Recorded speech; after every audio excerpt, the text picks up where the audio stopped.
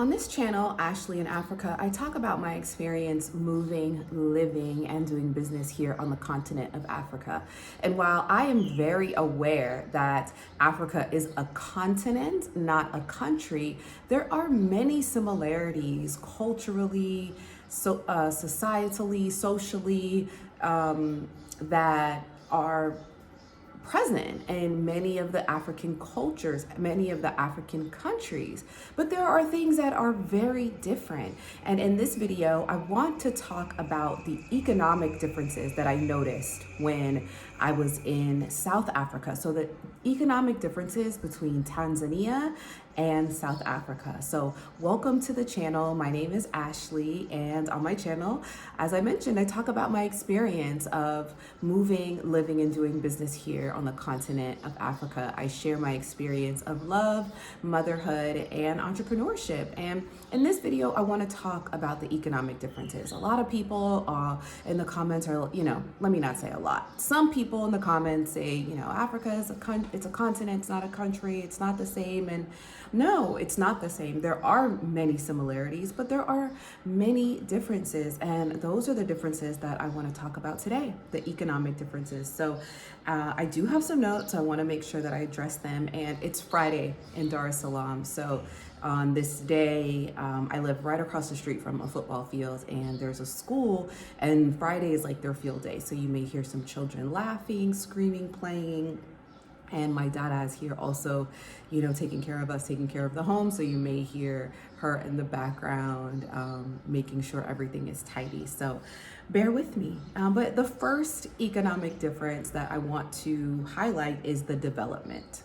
So many people know, and some people don't, that South Africa is one of actually the most developed African nation on the continent, right? So there is the most development that happens in South Africa. And on my trip, I learned that it is all domestically funded and constructed. So they don't have any outstanding foreign debt based on their roads, right? So let me say specifically the roads. I noticed, I was like, oh, these are beautiful roads. Like, who did these roads? In my ignorance, and was quickly corrected that it is domestically engineered and funded. So the development is the most stark difference. So outside of some of the rural villages, mainly everywhere is road, paved, running water, electricity. Mind you, yes, there is a lot of load shedding happening right now, but more so, I think that's operational challenges versus the infrastructure challenges, right? And,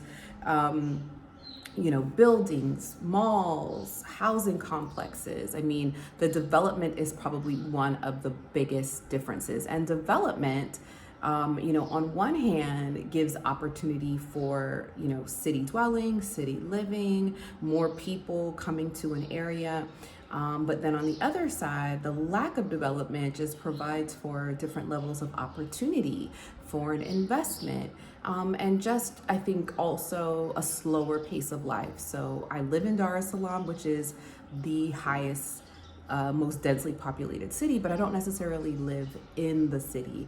The main paved road is about 4 turns away. So to get to my home, it is an unpaved road, and it's just it is what it is. It's not good or bad. It just is, and that is just one of the differences that I see.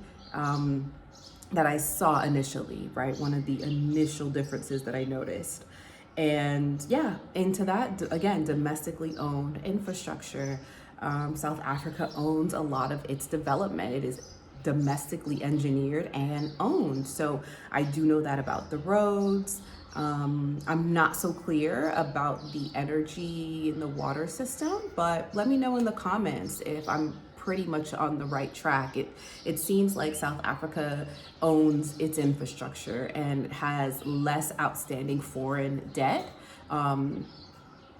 currently today. And I don't know if historically that has been the case over time and that's where they are today, but yeah, let me know in the comments. I know I have a really loving, supportive South African population that watches this. South Africans are a part of this family. So please, you guys are always adding value to the conversation. So let me know in the comments if I'm, on the right track about that infrastructure that is domestically owned and operated.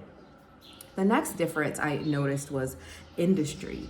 Finance and insurance is huge in South Africa. Like, you cannot go anywhere without seeing an insurance advertisement, a capital like investment firm. And from what I know in my background in economics and investing, when you are aggregating large pools of cash in these ways through insurance or investing, you're able to reinvest that in either infrastructure, foreign bonds, hedge funds, whatever it may be. So it provides an opportunity for the community to invest in said companies, and then companies to invest in larger, more riskier investments for the economic growth of said industry, said nation, whatever the relationship is. But I noticed that was a huge industry in South Africa. Also, some of the most world-class and advanced architects are in South Africa as well. I noticed that more so in my time in Cape Town. But that is a huge industry, architecture, and you'll see it, right? Like the fact that people were able to construct these massive, opulent, just beautiful homes in the mountains, in the hills of Cape Town. Like, that's some serious architectural engineering. And those firms are from all over the world. It's a huge industry. And then another one of the biggest industries I noticed was wine, South African wine. Before I'd ever experienced South Africa or had a love for South Africa, I had a love for their wine. Some of the best wine in the world. And actually spending time with some of the sommeliers in South Africa, there is just a humility all around. I think South Africans don't realize oftentimes until they hear people like me and some of my other contemporaries talk about how amazing South Africa is. They don't realize like what they have. And there was some conversation, I think, when I was speaking to one of the sommeliers about a Chardonnay grape and how, it's not like a Napa, but it's equally great. And I'm here to tell you, South African wine is some of the best in the world, whether you're talking about, the Piedmont region in Italy, or the Sonoma region, or the Napa region in California. I mean, I love wine, and I have had wine from all over the world, old world, new world, and South Africa has some of the best grapes ever. The conditions there, and I see it now. I've seen it, the conditions, and then the price point.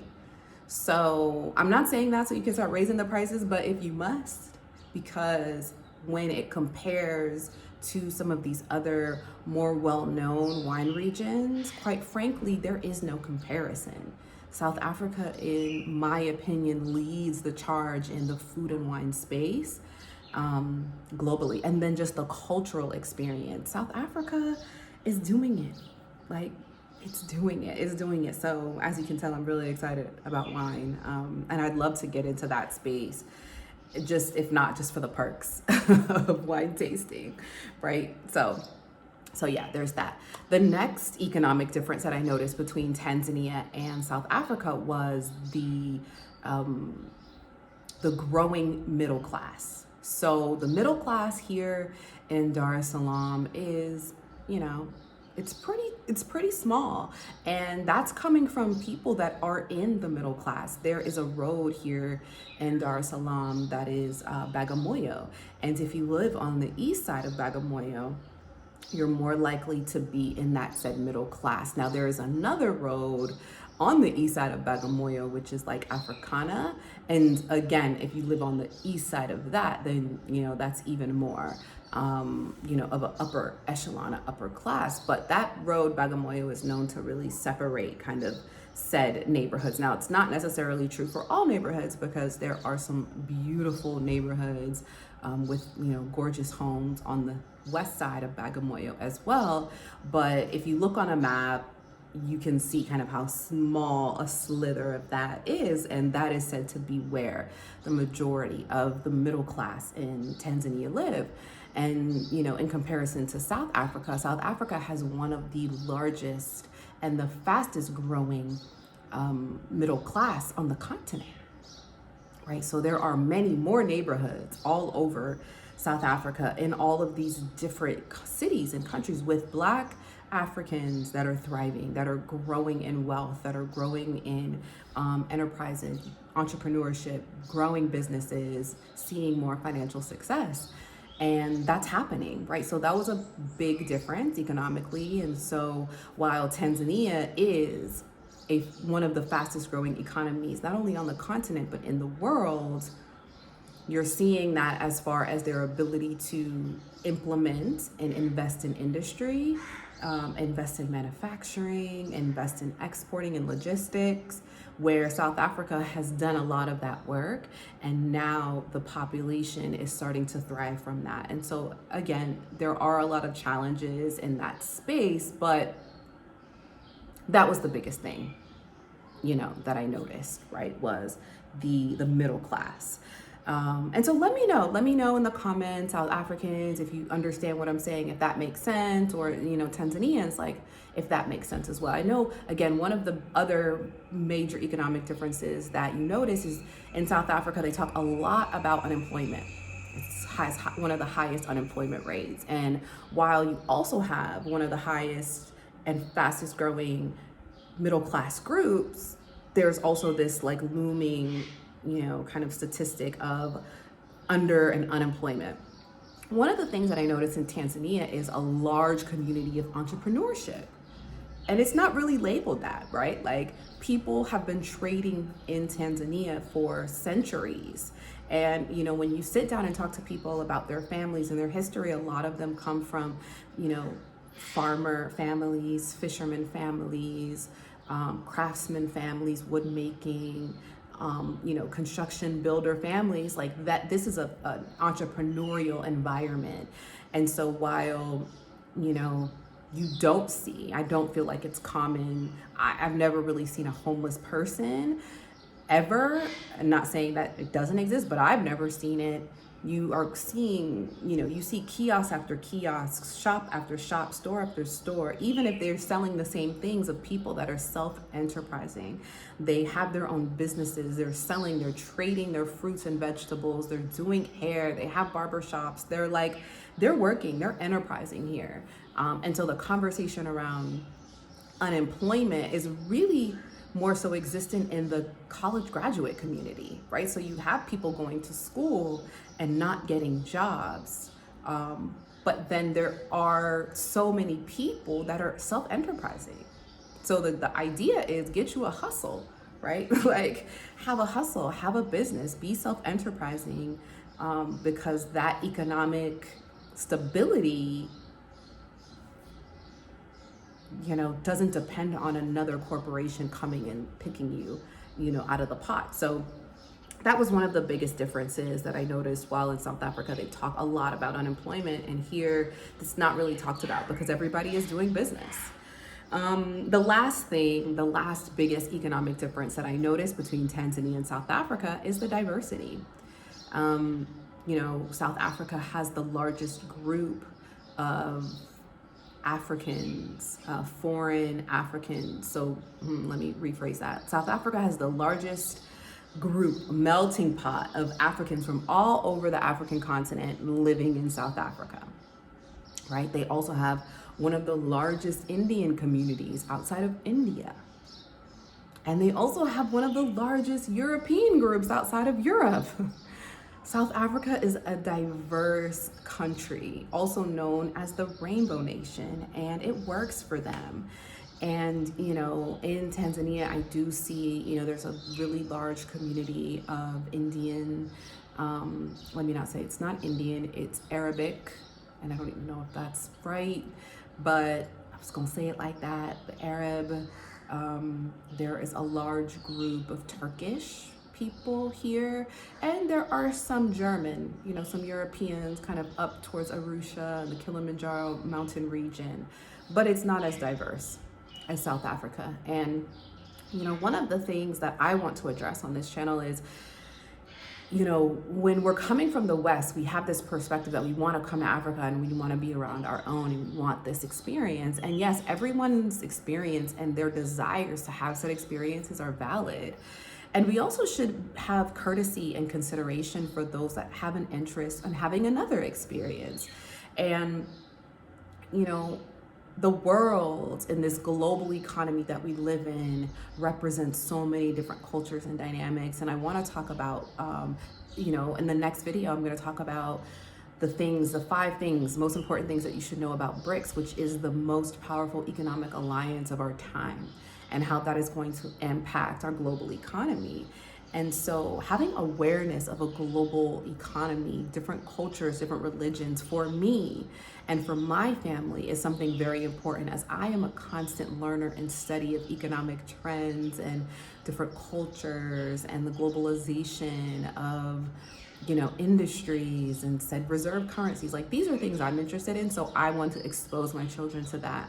And living in a space that allows that type of curiosity to thrive is important to me. And so if that's not important to you, thank God there are 53 other countries, you know, on the continent to choose from. But for me, that's so important. And again, it's one of the reasons why I absolutely have a love and adoration for the country of South Africa. So I hope that was helpful. I hope that gave you an insight into some of the economic differences as you're doing your research on the African continent. If you have an interest in moving or expanding your business here on the continent, I'd love to support you. Please connect with me via the link below in the description. Get on my calendar. I'd love to support you in your journey, whether that's moving abroad, moving here to the continent, or expanding your business here in Tanzania or in South Africa. But until the next video, I'll see you soon.